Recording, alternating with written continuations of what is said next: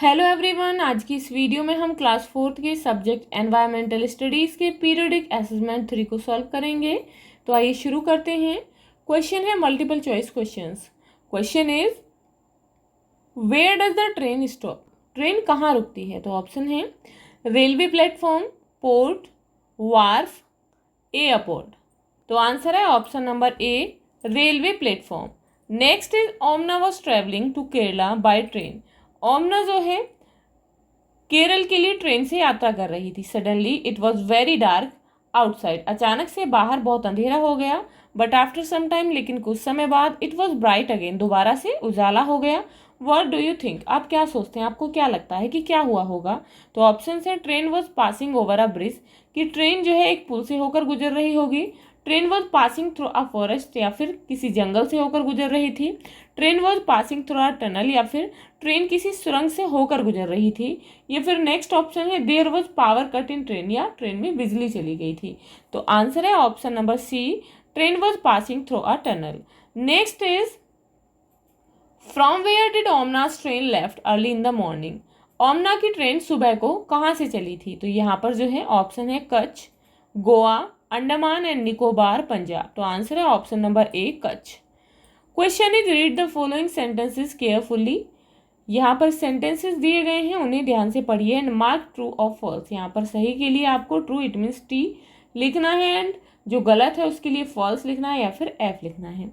First is we should travel by hanging on the door of the train. हमें train के दरवाजे पर लटक कर यात्रा करनी चाहिए, तो ये फॉल्स है, यहाँ पर आप फॉल्स लिखेंगे।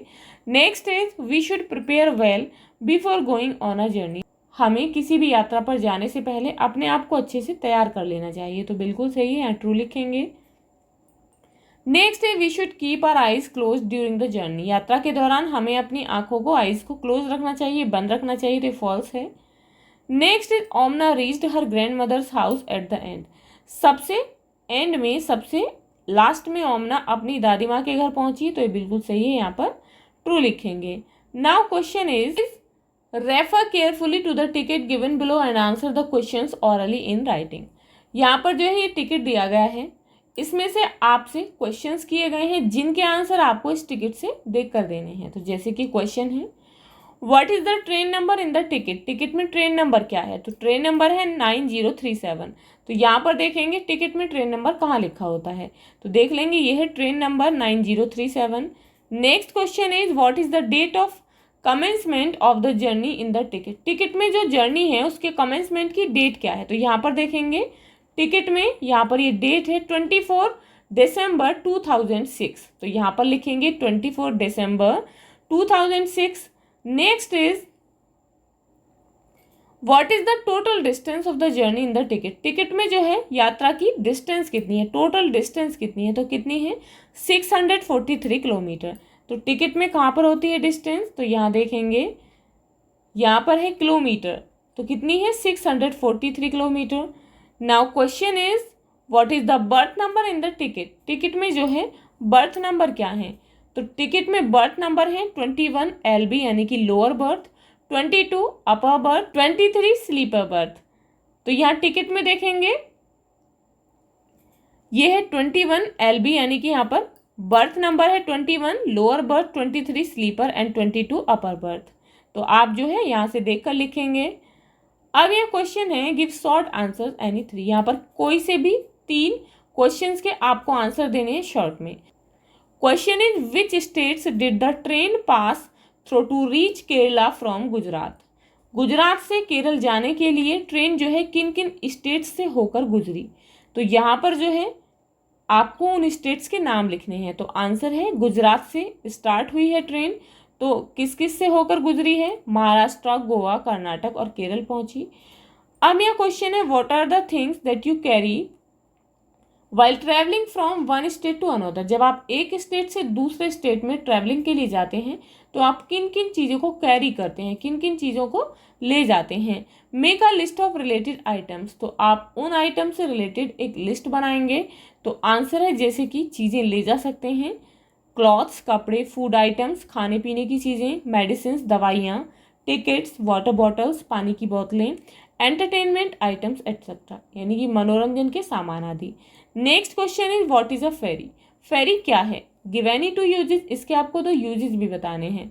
तो आंसर है the boat is called ferry. Ferry क्या है, फेरी जो है एक नाव होती है।